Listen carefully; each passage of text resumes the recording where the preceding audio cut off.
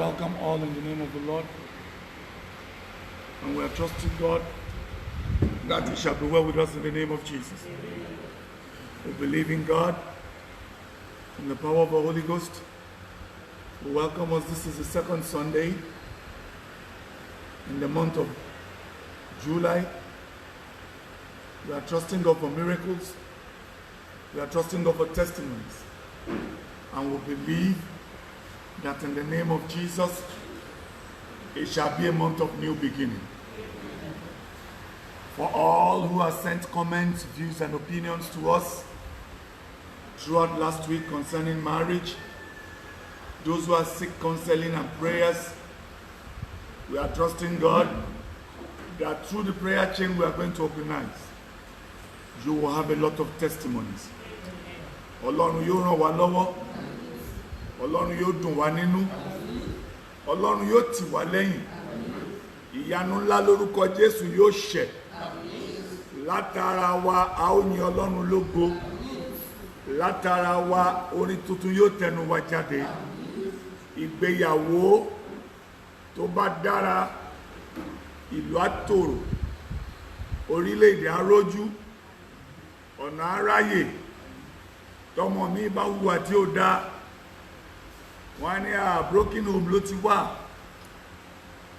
But we've seen people tí ọwọ́ kan tọ́ tí wọ́n dẹ̀ yàn láyé. Adẹ̀tí ráwọn èèyàn tí bàbá àti ìyá jọ ń gbé, tí méjèèjì ń tọ́mọ, tí wọ́n yọ ọmọ pòókì. Kí la fẹ́ ṣe sí yẹn? What will you say to them? Today we are concluding on marriage, and we are trusting God. Pé lórúkọ Jésù ìyanu ńlá yóò ṣẹ. Ẹ̀kọ́ tá bá rí mú ńbẹ̀, ẹ jẹ́ ká lò ó. Méjì mẹ́ta tí Ọlọ́run bá fún wa ní ìmísí láti lè sọ, lórúkọ Jésù yóò wúlò fún wa. Ṣùgbọ́n ẹ jẹ́ ká mọ̀ wípé àtọkọ àti ìyàwó, we both have our duties to play. We have our roles to play. We have our duties to perform. Fún gbogbo ẹni tó ti wà nínú ìgbéyàwó àti gbogbo àwọn tí ìgbéyàwó wọn ní crisis, lórúkọ Jésù Ọlọ́run yóò dòdì mú o. Fún gbogbo àwọn tó ṣì ń wojú Olúwa fún ìgbéyàwó, lórúkọ Jésù wọn ní ṣìyàn, wọn ní ṣìmú, wọn ní ṣìfẹ́. Ọlọ́run yóò ràn wá lọ́wọ́. The issue of marriage is so contentious that if you don't close your eyes to certain things, you will not be able to say the truth. You will not be able to say the truth because o ní fẹ́ ṣe àwọn kan. Wàá máa wò wípé mo dẹ̀ lọ́rẹ̀ẹ́ kan tí situation ẹ̀ rí báyìí o, mo rábúrò kan tí situation ẹ̀ rí báyìí o, mo lẹ́gbọ́n kan tí situation ẹ̀ rí báyìí o, kí ni mo máa wá ṣe sọ̀rọ̀ ẹ̀ báyìí o Ọlọ́run. But o ní láti díjú ẹ̀ sí gbogbo orú nǹkan bẹ́ẹ̀. O ní láti sọ òótọ́ tó wà ń bẹ̀. O ní láti gbé ìgbésẹ̀ tí Ọlọ́run á fi kí ẹ pé kò ṣẹ. People may condemn you, the world may go against you, everybody may say you are saying heresy, but some people will say you are blaspheming. Some people will say it's not in the tenets of God. But what is important? Satisfy who that called you, satisfy your conscience, satisfy your spirit, and be sure that you are being led by the Holy Ghost. Lórúkọ Jésù Ọlọ́run yóò ràn wá lọ́wọ́. Ká tó tẹ̀síwájú, ẹ jẹ́ ká gbàdúrà. Jehovah, Jésù Kristi, Michael mímọ́, Ọlọ́run ayérayé, fún gbogbo ẹ̀dá tó ń gbọ́ wa, ó yá ẹ lọ ṣe rere. Fún gbogbo ojú tó ń wò wá, ó yá ẹ rógolò. Nínú ìrìn àjò ayé lè tó kù kọ́dún yóò parí, àkàntì, àṣetì, àmúbọ̀, ó yá kó dágbére. A ò ní kúkú òjijì. Atẹ́gùn òdì tó ń fẹ́ nínú ayé kò ní mú wa lọ. Màlékà ikú tó wà nínú ayé, Ọlọ́run yóò dáwọ́ ẹ̀ dúró. Mo bẹ̀ ọ́ Jésù ọmọ Dáfídì, ní ti pandemic yìí Ọlọ́run nípa àánú rẹ̀, Olúwa dáwọ́ ẹ̀ dúró. Ọmọ dáwọ́ ẹ̀ dúró. Ẹ̀mí mímọ́ dáwọ́ ẹ̀ dúró. Bíbélì wípé mo pa wọ́n mọ́ ní àlàáfíà pípé, ọkàn àwọn tó sinmi lé mi. nítorí ìwọ ni ìsinmi àti ìgbẹ́kẹ̀lé wa lórúkọ Jésù. Olúwa pa wá mọ́, ẹ̀mí mímọ́ ràn wá lọ́wọ́, ìdíbàjẹ́ má jẹ́ ó dé bá wa. Gbogbo ní forúkọ rẹ, a ó yìn, a ó gbé ọ̀gá. Jésù Olúwa wa. Hallelujah. Hallelujah. Hallelujah. By the time we finished last week, ibi tá a parí program wa sí lọ́sẹ̀ tó lọ ni wípé Jésù sọ̀rọ̀ kan nínú ìwé Matthew orí kejìlélógún, Matthew 22 from verse 25 to 32, níbi tí Jésù ti sọ wípé wọn kì í gbéni níyàwó, bẹ́ẹ̀ ni wọn kì í fẹ́ni lọ́kọ ní ìjọba Ọlọ́run. Mo wá béèrè pé tó bá wá ṣe pé bẹ́ẹ̀ ni, kí ló dé tí wàhálà ṣe pọ̀ nínú ayé? And that is where we start our part 2 from. It only means tó bá ṣe pé òtítọ́ ni, a gbọ́dọ̀ ní ìwà rere. You are a product of where you are coming from. You are a product of the background you have. Ẹ wo ọkùnrin tí wọ́n ní ó pa ìyàwó ẹ̀ sínú ilé nítorí paternity ọmọ. Ó járun ìyàwó, ó gún, ó mutilate body ẹ̀. Nígbà tó mutilate body ẹ̀ tán, òun náà wá bọ́ sniper agolo méjì ló bá kú.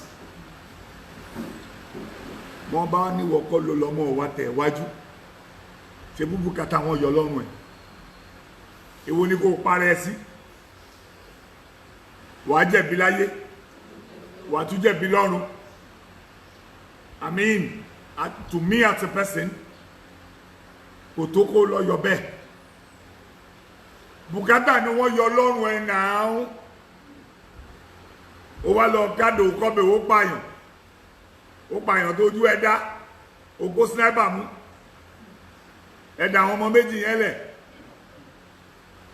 It's sheer ignorance and stupidity. Ẹni tó tọ́ Mósè, òun kọ́ ló bí Mósè. Ilé tí Mósè ti dàgbà, ilé yẹn kọ́ ni wọ́n ti bí. Ìdí tí wọ́n fi sọ ní Mósè, nítorí mo rí nínú omi lórúkọ ẹ̀ fi ń jẹ́ Moses. Ìtumọ̀ orúkọ tí wọ́n fún nìyẹn nílé Fáráò. Ọmọ Fáráò obìnrin, ó adopt Mósè bí ọmọ, ó dẹ̀ ń tọ́ bí ọmọ. Wọ́n dẹ̀ ń fi ọlá ọba kẹ́ ẹ. Gbogbo ohun tó tọ́ sọ́mọ ọba ni wọ́n kó lé lọ́wọ́ kí májẹ̀mú tó kò lórí ẹ̀ kó tó kúrò nílé ọba. Èwo wàhálà àti ẹ̀gàn. It shall be well with us in Jesus' name. Àìlóye, àìlẹ́kọ̀ọ́ Ọlọ́run, ọ̀rọ̀ Ọlọ́run kò tó nínú ayé àwọn èèyàn lóde òní. Ọ̀làjú ti dàpọ̀ mẹ́sìn. Àwọn èèyàn ti ń fẹ̀sìn ṣọ̀làjú, àbí wọ́n ti ń fọ̀làjú ṣẹ̀sìn.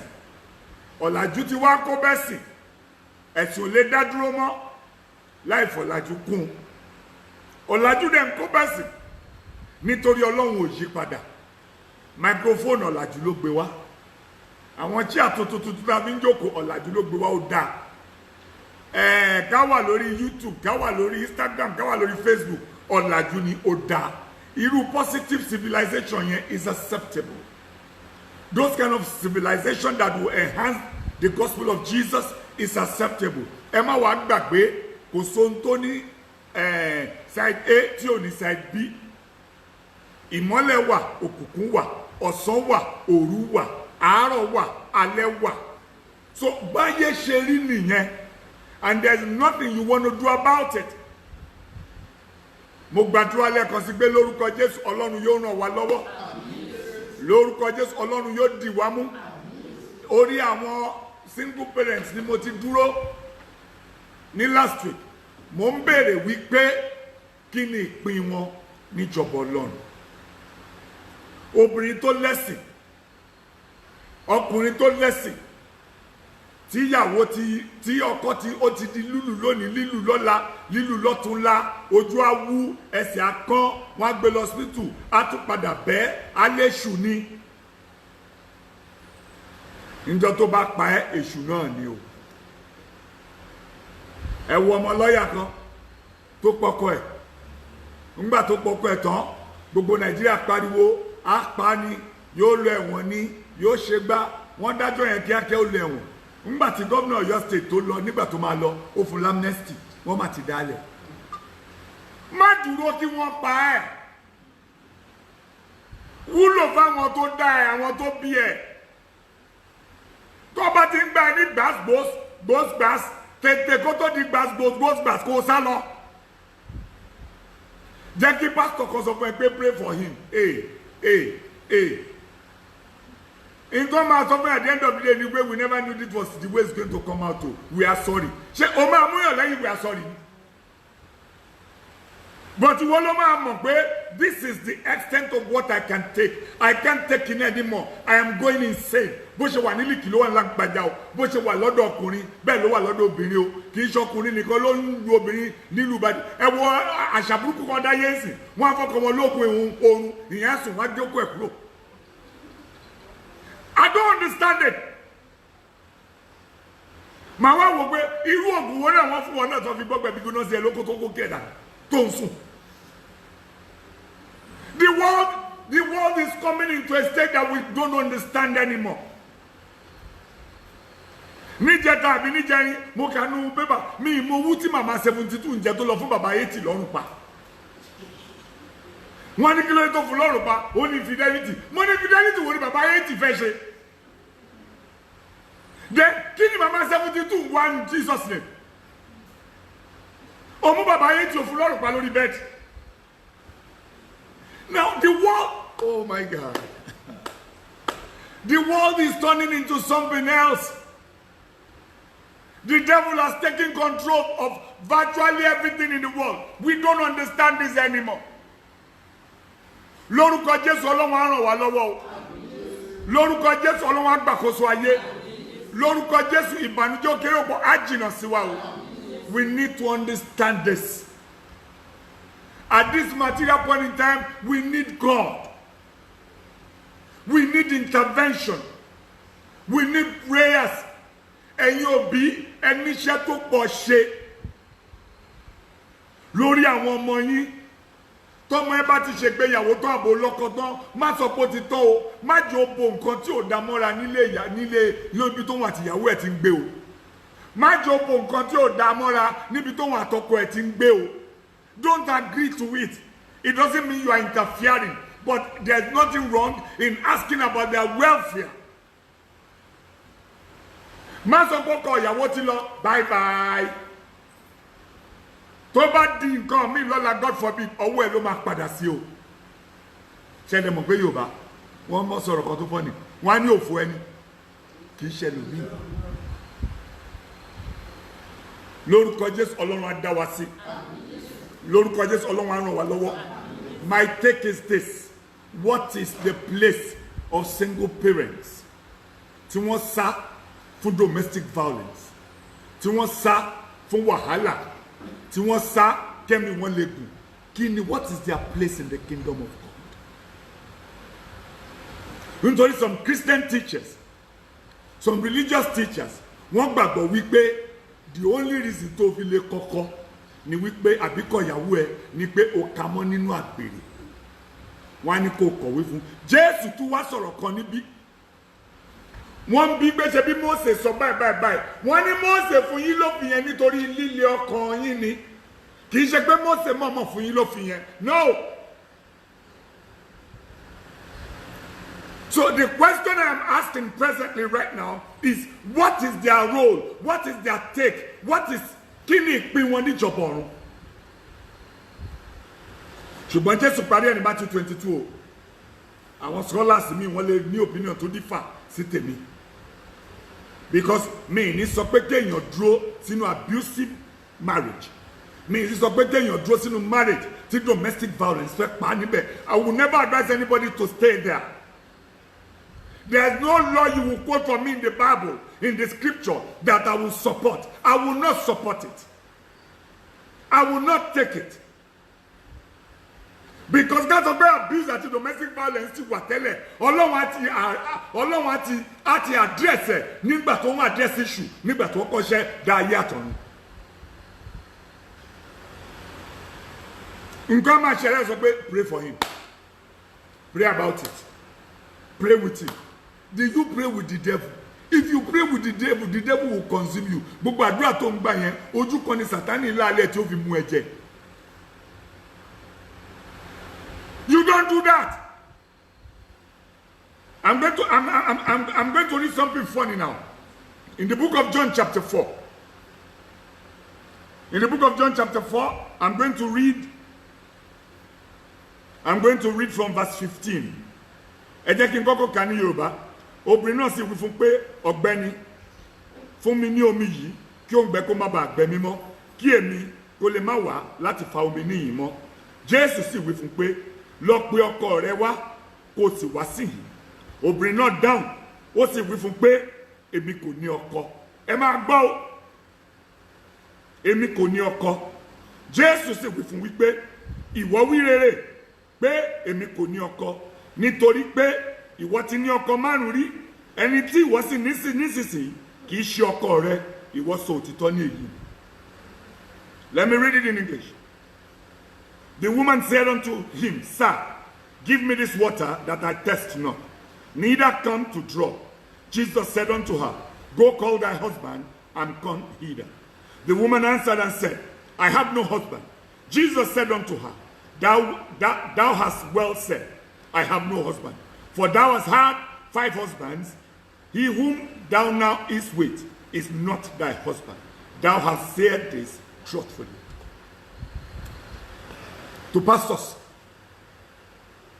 to ministers of God, to clergies, ìbéèrè mi àkọ́kọ́, ọkùnrin kan níyàwó, ó kọ ìyàwó yẹn, ó wá lọ fẹ́ ìyàwó mi. Ìgbà tó wá donígbàgbọ́ tán, ẹni kó padà sọ́dọ̀ ìyàwó àárọ̀, kó lọ ṣe restitution. Àwọn ìyàwó tó kù kò pọ̀, tó bá padà sọ́dọ̀ ìyàwó àárọ̀ yẹn, tó dẹ̀ ṣe pé ìwà kan ló lè kúrò ńbẹ̀, àbí wọ́n fẹ́ gbẹ̀mí ẹ̀ ló ṣe padà síbẹ̀. Tí ìyàwó yẹn bá pàpà nípẹ̀yìn pa, kí lẹ máa sọ fún family? Jésù sọ̀rọ̀ ńbí, obìnrin yẹn lòun ò lọ́kọ. Jésù lóòótọ́ ló sọ, Jésù ní ó lóòótọ́ ló sọ o ti lọ́kọ márùn rí, wọn ń ṣọkọ ẹ. Torí ẹ̀kẹfà tó tún wà nílẹ̀ yìí, kì í ṣọkọ rẹ, ìwọ wíre nínú ìlú. Ṣé Jésù ò ríran tó ní ẹni kẹfà tó wà nílẹ̀ kì í ṣọkọ ẹ? Pé kó tẹ̀síwájú kó lọ wọ́kọ̀ mi. Tó bá ṣe pé gbàgbọ́ ayé òde òní kí lẹ máa wí fún, ẹnì kó jókòó bẹ̀. Tí wòlíì kan àbí pásítọ̀ kan bá sọ fún pé ọkọ ẹ tó yẹ kúrò ń bẹ̀, ẹ láwọn wòlíì ìṣẹ̀lẹ̀ dé, wọ́n ti bẹ̀rẹ̀ pẹ̀lú heresy, wọ́n ti bẹ̀rẹ̀ pẹ̀lú blasphemy, but that is just the truth. So kí la máa sọ sọ̀rọ̀ tí Jésù sọ báyìí? Ntí Jésù gbé kalẹ̀ yìí, what is our bone of contention or argument on it? Ẹni tó ti ní ọkọ mẹ́fà, ẹni tó ti lọ́kọ márùn-ún, ó wà ní ẹlẹ́kẹfà. Jésù bí pé kó lọ pọkọ ẹ̀ wá, ó lóun ò lọ́kọ. Jésù ríran sí lójú ẹsẹ̀, ó ti lọ́kọ márùn-ún tẹ́lẹ̀ rí. Tí òun ẹlẹ́kẹfà tó tún wà nílẹ̀ yìí, kì í tún ṣọkọ rẹ̀. Ó yá kí wọ́n túmọ̀ ẹ̀ fún mi. Maybe I will need a divine explanation. Maybe somebody will be able to explain that to me. Ṣùgbọ́n tó bá yẹ pé láyé òde òní wọ́n ní àmúbọ́ ń dá ẹ láàmú. Bí kìíní ò bá da ṣé kejì náà dá. Tí kejì ò bá da ṣé kẹta náà dá. Ìkẹrin náà tún dá, lọ yẹra ẹ wò ìwọ lè yàn burúkú. But tó bá ní ìlọ̀kì pé kò tètè lórí ọkọ ńkọ́ tó dẹ̀ fẹ́ dórí ẹlẹ́kẹfà. Ẹ wo obìnrin yẹn, ó rò pé ó ti débi ìsinmi ni o, ó fẹ́ farapamọ́ mú fún Jésù. Jésù ní irọ́ ló pa, torí ètò wà nílé ẹ̀ gàngán lọ́wọ́ yìí kì í ṣọkọ rẹ̀. Nítorí wọ́n ní ìdẹ̀tì sọ fún bẹ́ẹ̀, nítorí ní bẹ́ẹ̀ kan ẹ̀ ṣe tẹ̀síwájú díẹ̀ sí, ó ní ọ̀gbẹ́ni, mo kíyèsí pé wòlíì ni ọ́. A gbọ̀rọ̀ ẹni yẹn gbọ́, nítorí wúmọ̀ yẹn lọ kéde Jésù, ọ̀pẹ̀rẹ̀ ló wá sọ̀rọ̀ Jésù. A tún kúrò ńbẹ̀, a lọ sórí ọkọ̀ ẹlẹ́ẹ̀kẹlò, ẹlẹ́ẹ̀keje. Ọ̀rọ̀ táwọn Farisí àti Sadusí bí Jésù ṣé kò ṣe báyìí? Wípé ó ní ọkọ méje níjọba ọ̀run, èwo ni ó jọkọ rẹ̀? Jésù ní wọn ìgbéyàwó ńbẹ̀, wọn ìlọ́kọ ńbẹ̀. Kí lẹ fẹ́ para yín sínú? Bí àṣà àwọn ọmọ olórin ayé yẹn níbi ló máa kú sí. Ẹ mọ̀ tó tẹ̀lé orin yẹn bóyá ló máa délé. Ó ti mọ̀ pé wọ́n níbẹ̀ ló kù sí. Ó ṣe wá kú bẹ̀. Lórúkọ Jésù wà mórí délé. Lórúkọ Jésù wà mórí délé. Lórúkọ Jésù lẹ́kọ̀ọ́ sí mo sọ wà mórí délé. So the point here, the argument here is, what do you do to this? How do you explain this? What is your interpretation to this?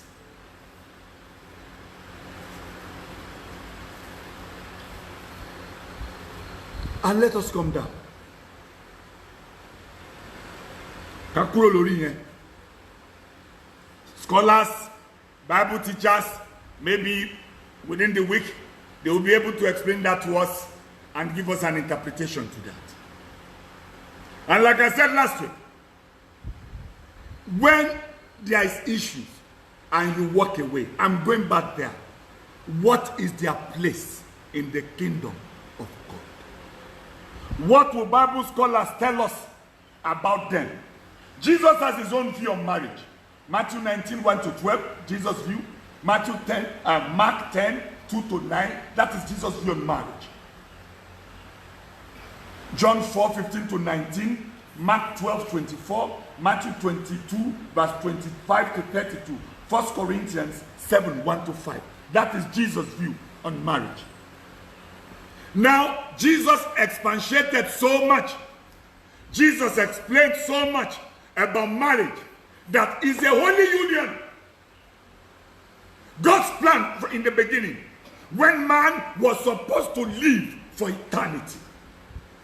Now, when man fell, maybe I will ask a question now. Those mo sọ̀rọ̀ kan ní last week, mo ní ẹ jẹ́ ká kí àwọn ẹlẹ́sìn kejì wa. Àwọn èèyàn máa sọ fún mi pé mo máa make reference àwọn Muslims, pé mo máa make reference sí Quran. The Quran is a holy book. Oh, lè sọ fún wa pé ọ̀nà tí ẹnìkan ló gbà dọ̀run. You won't tell us. Jésù ló mẹ́ni tó dọ̀run. Ọlọ́run nìkan ló mẹ́ni tó ń sìn. O lo yarin, o tètè, o wọṣú gidi, o wáṣọ gidi. Kò ní kó wọjọ́ bá ọ̀run o tí wọn ò bá dá. O lo chain, o lo bracelet, o wọṣọ tó dá, o lo perfume gidi, o smell nice, o ń gbélé eré, o lo fridge àti television, o ń ṣayé dáadáa. Tínú ẹ bá dá mọ́, wàá rọrùn wọ̀. Tíṣẹ́ ẹ bá pé ọ̀run nílé ẹ̀. In tó ń wọ̀ is not a criteria to the kingdom of God. Aṣọ tí mo gbé sọ́rùn identity card lásán ni. Tínú mi ò bá ti báṣọ imú, ọ̀run àpáàdì nílé mi. Bí wọn náà dẹ̀ wọ Rastafarian tó wùwá Rastafarian, tínú ẹ bá dáa, ìjọba ọ̀run ló ń lọ. Tó dẹ̀ mọ̀ Jésù lolúwa tó lùgbàlà. It's as simple as that. Ṣé wọ́n dé àwọn òde tọ́ra wọn òde kúrọ́? Ìgbẹ̀yìn ọjọ́ la wáyé. Ilẹ̀ ayé ń ṣú.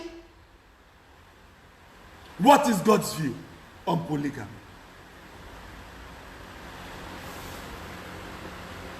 What is civilization view? Civilization ló gbé baby mama wá. It is not in the law of God.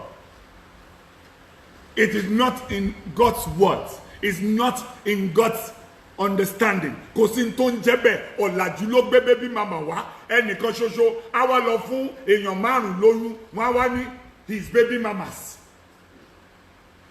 His baby mama, ìkíní bí kíní. His baby mama, ó bọ́kùnrin. His baby mama, ó bóbìnrin. His baby mama, ó bí bèjì. Baby mama wá jẹ́ márùn-ún, ọmọ wá jẹ́ mẹ́jọ. Òun nìkan ni o baby mama. Òun nìkan náà ní sí ń gbé. Polygamy ló ń practice, má jẹ́ wọ́n tàn ọjọ́ ọmọ àlè ní ọ́.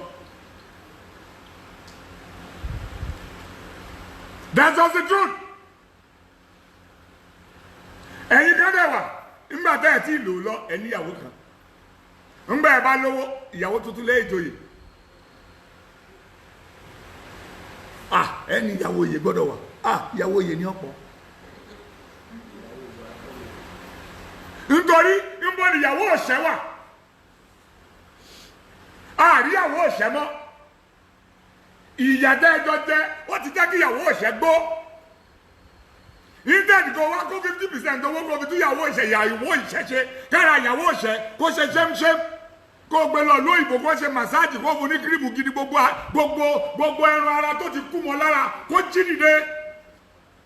Káwọn èèyàn máa sọ pé owó máa dá o. O wà lówó kó fún. Ìyàwó oyè ló lọ kọ́wọ́ fún. Ìyàwó oyè ni ọ̀pọ̀.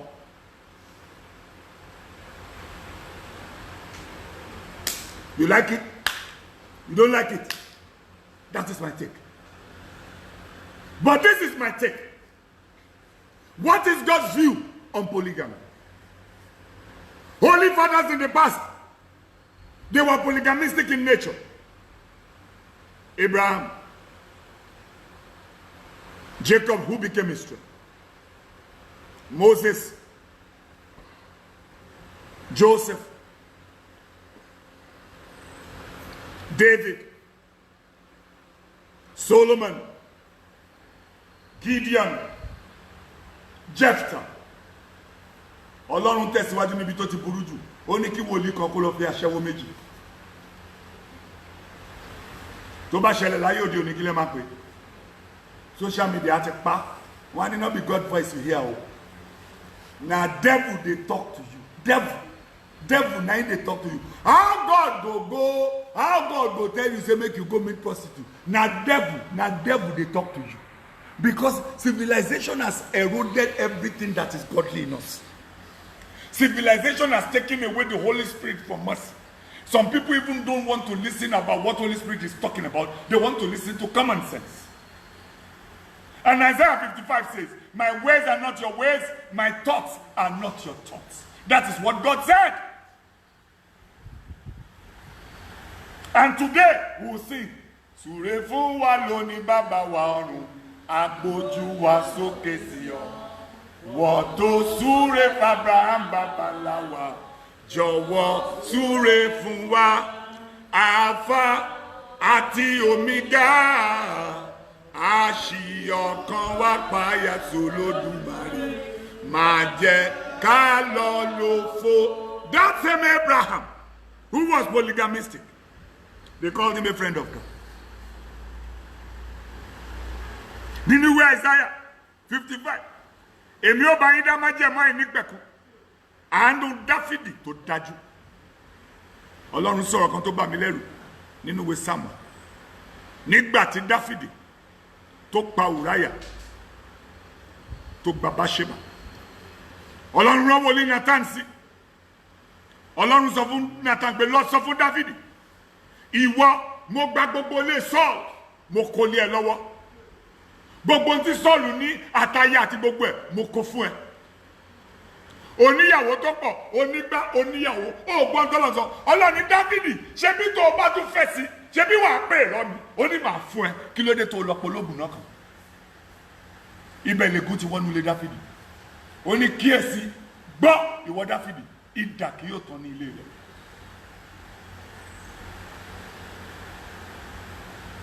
Ṣùgbọ́n síbẹ̀síbẹ̀ nínú ìwé Psalm 2, Ọlọ́run padà sọ fún Dáfídì, ìwọ ni ọmọ mi, lónìí ni. Can you fight for God?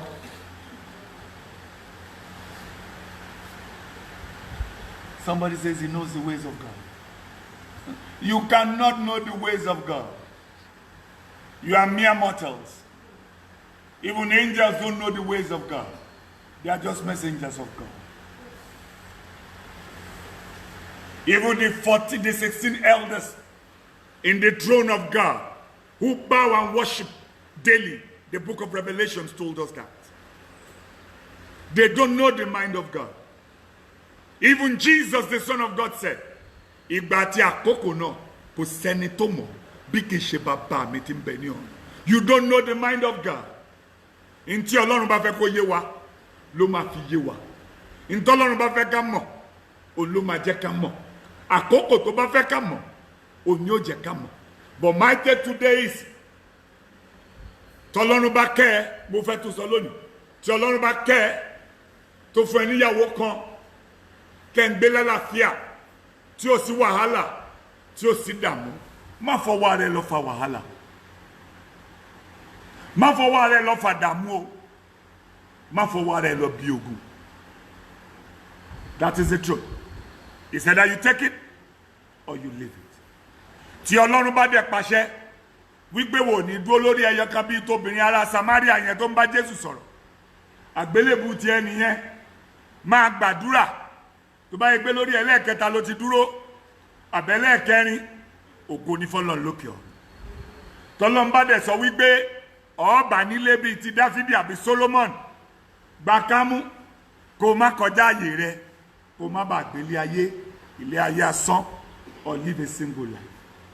tó bá ṣe gbà sọtẹ́lẹ̀ Àìsáyà orí 4 ló fẹ́ ṣẹlẹ̀ ẹ lórí nítorí ìgbẹ̀yìn ayé náà láwà yìí tó ní jẹ́ káwa máa jẹ́ orúkọ rẹ àwa ó máa jẹ oúnjẹ wa àwa ó máa náwó ara wa ṣùgbọ́n yọ ìtìjú ìkó lórí wa tó bẹ̀rẹ̀ sí ń jẹ́ orúkọ Mrs. Lágbájá tó kàn fẹ́ síbẹ̀ tí ò tọ́jú ẹ tó bá ṣe pé ń ta kọ́mọ́tì ẹ nìyẹn wàá gbà bẹ́ẹ̀ ni o lánìí ń tán kan rèé kì í níwò ẹṣin ọ̀nà tọ́lọ́run gbà ṣòro láti ṣe iṣẹ́ rẹ̀ ọ̀nà rẹ̀ nìkan kò mọ̀ àwa má rí di ni àwọn aláìgbàgbọ́ wọn yóò ṣìnà wọn kọ̀ṣẹ́ Olúwa ṣùgbọ́n àwa tá a gba Olúwa gbọ́ a kì yóò pòfo láyé.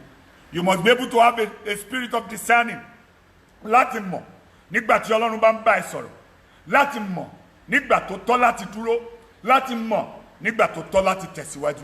Lóòótọ́ ni kò sí tádùá ò lè ṣe lóòótọ́ ni kò sádùá tọ́lọ́run kì í gbọ́ ṣùgbọ́n ìtọ́lọ́run ò ní ṣe ló pọ̀ o. Bí Ọlọ́run ò bá dẹ̀ ṣe nǹkan kan lákòókò kan kì í ṣe pé kò gbọ́ àdúrà rẹ o. Ọlọ́run ní tó ń wò Ọlọ́run ní tó ń retí. You can never understand God. His ways are mysterious. That was why he spoke in Isaiah 55, my ways are not your ways. My thoughts are not your thoughts. Bẹ́ẹ̀ l'Ọlọ́run sọ fún wa. So you must be able to be consistent in the spirit. You must be able to be consistent in prayer so that heaven will minister to you, so that things can turn around for you, so that your situation can turn around for the better. Lórúkọ Jésù àánú yóò bá wa rí. Gbogbo ẹ̀yin tẹ́ wà nínú ìgbéyàwó yìí kò ní dàrú. Gbogbo ẹ̀yin tẹ́ ń wojú Ọlọ́run fún ìgbéyàwó rere lórúkọ Jésù Ọlọ́run yóò tọ́ yín sọ́nà. Tó bá ti wà nílé kan tó ti bóyá ó bá ìyàwó kan nílé tó jẹ́ ìyàwó kejì àbí ìwọ ọkùnrin tó fẹ́ kan tó fẹ́ kejì má jẹ́ kí wọ́n sọ fún ẹ pé restitution kan wà níbi kan kó lọ kó wá sọ pé òkè mo ti bọ́ gbogbo eléyìí sọnù o eléyìí ni mo fẹ́ ṣe o. Nínú ìwé Deuteronomy Ọlọ́run sọ̀rọ̀ kan tó lágbára ọ̀rọ̀ náà lágbára púpọ̀ nínú ìwé Deuteronomy 21 tó bá lọ wò from verse 15 to 17 wọ́n ní bí ọkùnrin kan tó bẹ́ fẹ́ ìyàwó mi tí ò wá fẹ́ràn ìyálé yẹn gbẹ́ngbà tí ò fẹ́ràn ìyálé yẹn tó bá wá kú kò gbọ́dọ̀ mú ọmọ ìyàwó kékeré láti jogún gbogbo tó bá ní pé ọmọ ìyálé yẹn náà tó jákọ̀ bí ọkùnrin ìyàwó tó kórìíra yẹn ọmọ àkọ́bí yẹn náà ni kò gbé ogún ẹ̀ lé lọ́wọ́ láti pín. Àṣẹ Ọlọ́run ni. Go and read your Bible.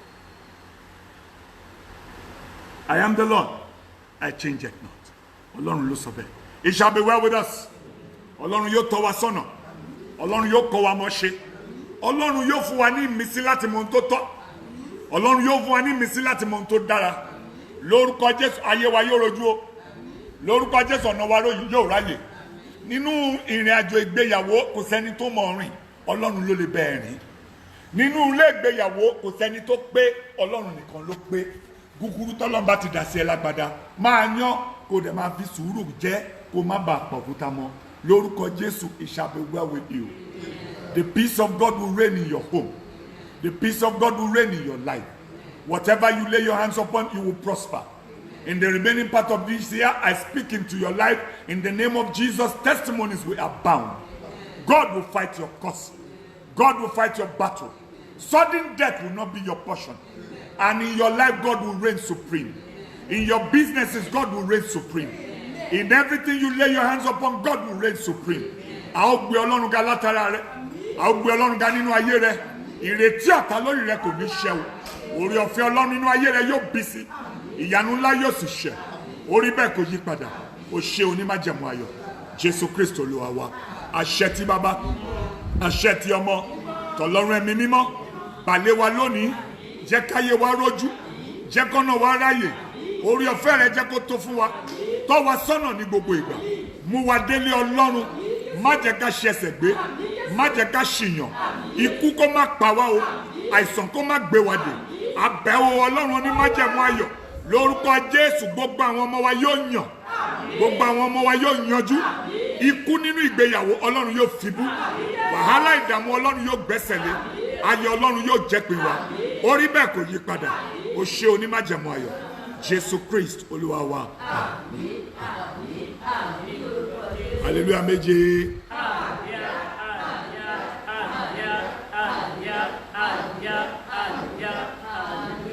It shall be well with us in the name of Jesus. We will come again next week And when we come, I am trusting God, you will have a testimony. Ọlọ́run yóò dúró tì wá. Ọlọ́run yóò dáàbò bò wá. A ò ní fọjọ́ ọlọ́jọ́ lọ o. Wọ́n rí lónìí, wọ́n rí mọ́ lọ́la, kò ní jẹ́ ìpín wa. Ààbò tó dájú yóò jẹ́ tiwa. Ní ti fáírọ́ọ̀sì yìí, Ọlọ́run yóò pa wá mọ́. Ọlọ́run yóò tì wá lẹ́yìn. Ní gbogbo ọ̀nà, orí ọ̀fẹ́ Ọlọ́run yóò yọ lára wa. Orí bẹ́ẹ̀ kò yí padà. We bless God because you're faithful. We say thank you for your faithfulness. Until I see you again next week, God bless you and live good.